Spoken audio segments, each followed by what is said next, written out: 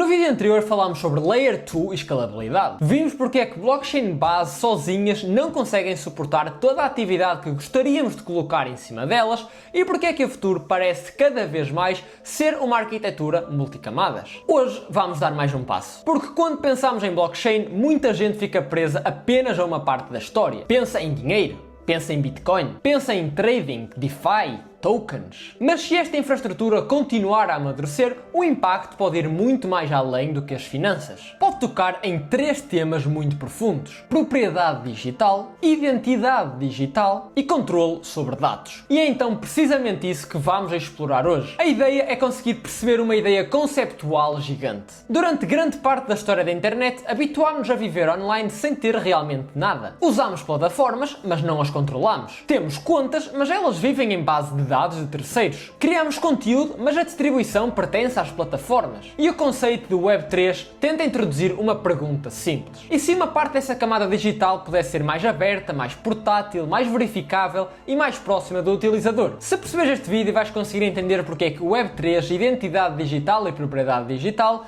não são apenas uma extensão de cripto. São sim uma tentativa de repensar a própria arquitetura da vida digital.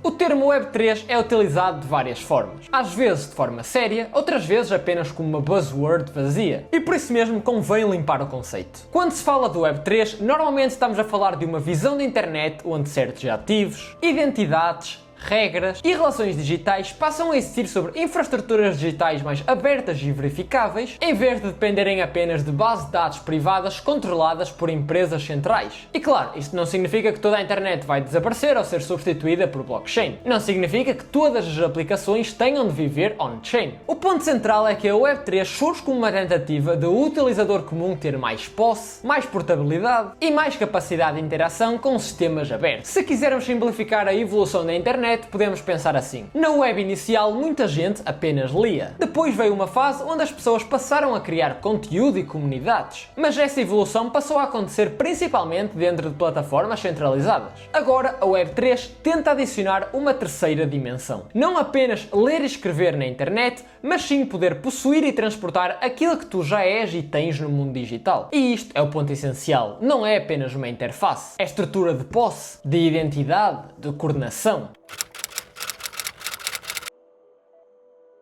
Para perceber porque é que esta discussão existe, temos de olhar para a internet atual com honestidade. Grande parte da vida digital atual depende de plataformas. As tuas contas vivem em base de dados privadas, as tuas credenciais são controladas por empresas, os teus ficheiros estão em servidores de terceiros, o teu público numa rede social não é verdadeiramente teu, o teu histórico, reputação, contactos e presença digital podem ser removidos, bloqueados ou reduzidos se uma plataforma simplesmente decidir mudar o seu algoritmo. Isto não significa que as plataformas centralizadas sejam inúteis. Pelo contrário, eles têm vantagens reais, são simples, são rápidas, são eficientes, têm boa UX, escalam bem, conseguem oferecer suporte e integração, mas também criam dependência, e essa dependência tem um preço. O utilizador torna-se muitas vezes menos proprietário e mais inquilino na sua vida digital. Pode usar, pode participar, pode construir, mas dentro de uma infraestrutura onde o controle final não lhe pertence. E é aqui que a Web3 se torna relevante, porque nasce em grande parte como reação a esta arquitetura. Vamos ao primeiro grande bloco: propriedade digital. No mundo físico, a noção de propriedade é relativamente intuitiva. Se tens um objeto, esse objeto é teu. Se tens uma casa, há um registro. Se tens dinheiro físico contigo, tens controle sobre ele. Já no mundo digital, essa lógica é mais difusa, porque no digital é mais fácil copiar, replicar, mover e normalmente depende da infraestrutura controlada por terceiros. Durante muitos anos, aquilo a que chamávamos de propriedade digital era muitas vezes apenas acesso licenciado. Ou seja, não possuías verdadeiramente o ativo. Possuías permissão de uso dentro de determinada plataforma. Uma skin num jogo, uma conta numa rede social, um item digital, uma biblioteca online ou certos conteúdos comprados digitalmente podem depender totalmente do seu emissor. A Web3 tenta alterar esta lógica ao introduzir ativos de posse verificável, ou seja, ativos que podem existir numa infraestrutura aberta, associados a uma wallet ou a uma chave, e não apenas a uma conta interna de uma empresa. Isto não resolve tudo, mas muda a relação, porque passa a existir uma diferença entre tenho acesso porque a plataforma permite, ou tenho acesso porque este item está diretamente associado a uma plataforma que eu tenho controle.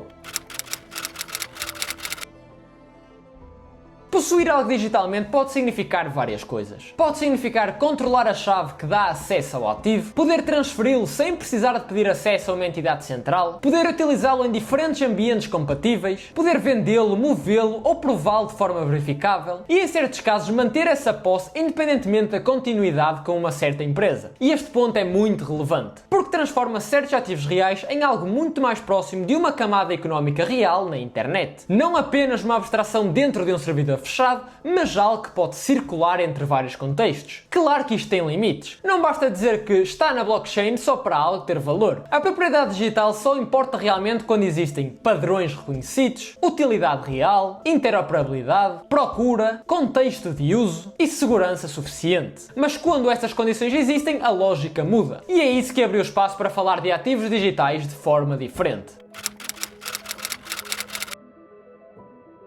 Durante muito tempo, muita gente associou propriedade digital apenas a NFTs no sentido mais superficial. Imagens, colecionáveis, especulação e hype. E isso distorceu o tema, porque os NFTs foram apenas uma expressão visível da propriedade digital. Não são o conceito inteiro. Propriedade digital pode incluir itens de jogos, bilhetes, acessos, credenciais, domínios, licenças, arte digital, certificados e ativos tokenizados. O ponto não é dizer que tudo isto vai explodir em valor. O ponto é perceber que a internet pode evoluir de uma lógica onde tudo é praticamente alugado para algo onde podem ser de facto teus. E quando a posse digital se torna mais real, a economia que pode ser construída em cima dela também altera-se.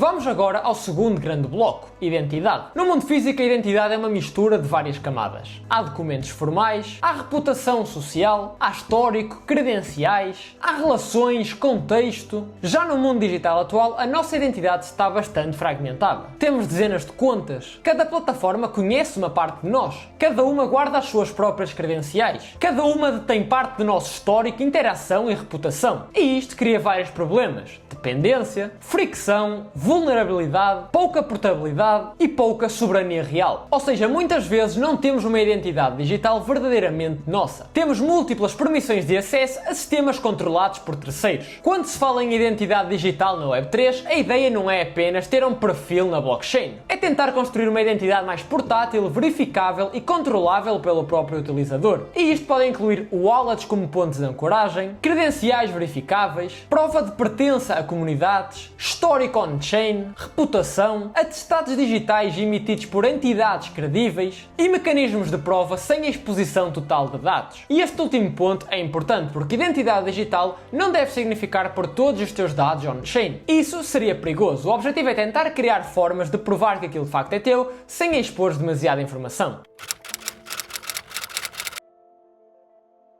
Muitas pessoas, quando ouvem identidade digital, pensam logo em KYC, documentos oficiais e a exposição. Mas a discussão é muito mais ampla. Identidade digital não é apenas provar legalmente quem é que tu és. Também significa provar coisas como que pertences a uma comunidade, que tens determinada credencial, que completaste um curso, que tens histórico numa rede, que tens reputação num protocolo, que és titular de certo acesso ou que tens ligação a certos ativos ou dados. Ou seja, a identidade digital do futuro pode ser muito mais modular. E a verdade é que ainda estamos longe de ter isto resolvido, mas a direção conceptual é importante. Se propriedade e identidade digital são importantes, os dados complementam este triângulo. A internet moderna vive de dados, tudo gera dados. Compras, cliques, históricos, conteúdo, preferências, contactos, geografias, tempo, redes de relação, comportamentos. Hoje, grande parte desses dados é capturado, armazenado, processado e monetizado por plataformas centrais. O utilizador participa, mas raramente controla o ciclo monetário dos seus próprios dados. As plataformas sabem muito sobre os utilizadores, combinam a informação de milhões de pessoas e transformam isso em targeting, publicidade, recomendação, manipulação de atenção e vantagem estratégica. A visão idealista da Web3 tenta alterar esta parte, não colocando tudo on-chain de forma ingênua. Isso seria absurdo e ineficiente, mas criando sistemas onde o utilizador tem mais visibilidade, portabilidade e capacidade de decidir o que de facto é feito com os seus dados. Isto ainda está longe de estar resolvido, mas a direção é importante. Porque o debate sobre a Web3 não é apenas um debate sobre tokens, é sim um debate sobre dados e informação de cada um de nós.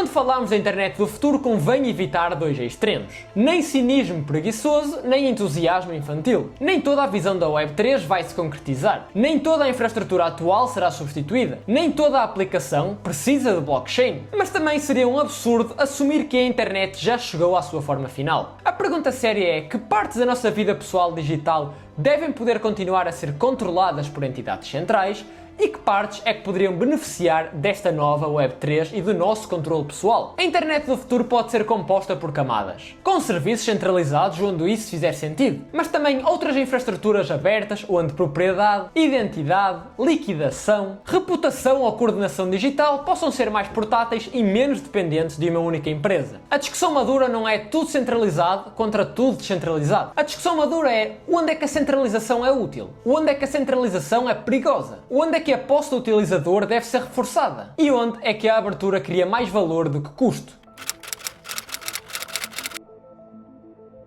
Uma das ideias mais poderosas por trás da Web3 é a portabilidade. Hoje, grande parte do que constróis online fica preso no site onde construíste. O teu público está numa rede, a tua reputação está noutra, o teu histórico está noutra, os teus ativos noutra, os teus contactos noutra, e isto cria dependência, fricção e concentração de poder. E uma internet mais portátil seria uma camada onde partes destas informações pudessem te acompanhar para onde tu fosses. Não necessariamente tudo, mas pelo menos os aspectos mais importantes da tua vida digital. Isto poderia mudar o equilíbrio entre criadores e plataformas. Poderia mudar a forma como comunidades se organizam. Poderia mudar como reputação, ativos e identidades circulam. E poderia reduzir parte do poder de infraestruturas fechadas. Claro que isto também traz desafios. Portabilidade sem segurança pode ser perigosa. Portabilidade sem boa UX pode ser inútil. Portabilidade sem standards comuns pode gerar caos. Mas mesmo assim, a ideia continua forte.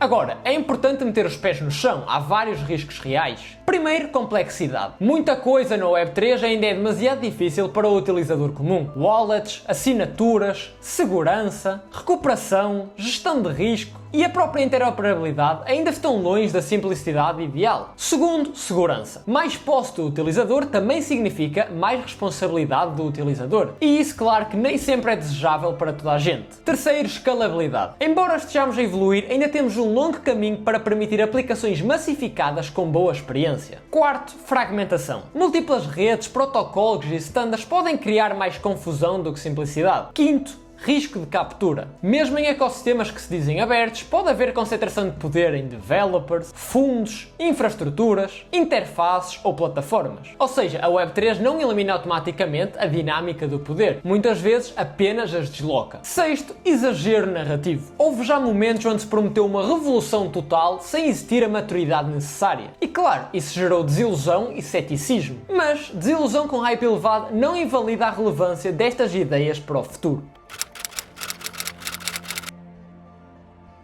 No meio de tanto ruído, há 4 ideias principalmente importantes. Primeiro, o utilizador pode sim possuir mais da sua vida pessoal digital. Segundo, a identidade pode tornar-se mais portátil, verificável e modular. Terceiro, dados e coordenação digital não precisam de estar concentrados em uma única empresa. E quarto, a internet pode evoluir para um sistema onde plataformas e protocolos podem coexistir. Estas ideias são poderosas, mesmo que a execução ainda esteja longe da perfeição, mesmo que muitas experiências falhem, mesmo que o caminho seja mais longo do que alguns imaginaram.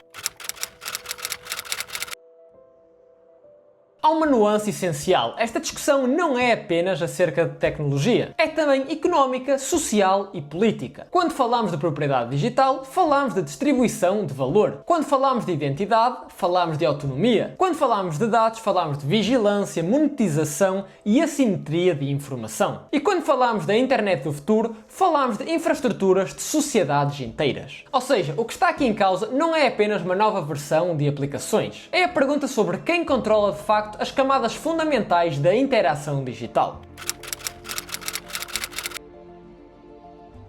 Se eu tivesse de resumir este vídeo numa frase, diria isto. Web3 é a tentativa de tornar parte da internet mais abertas, portáteis e próximas do utilizador, especialmente no que toca à propriedade digital, identidade e controle de dados. No próximo vídeo vamos entrar numa zona onde esta tensão entre valor real e especulação ficou muito conhecida. NFTs, jogos e metaverso. Vamos perceber o que foi hype, o que tem substância, que casos ainda têm futuro e o que deve ser evitado. E se tu gostaste deste vídeo, já sabes, deixa aí o teu like, segue o canal e ativa as notificações, muito importante para não perderes os próximos vídeos, e entra já na minha comunidade no Discord, tens o link aí no primeiro comentário afixado e na descrição do vídeo.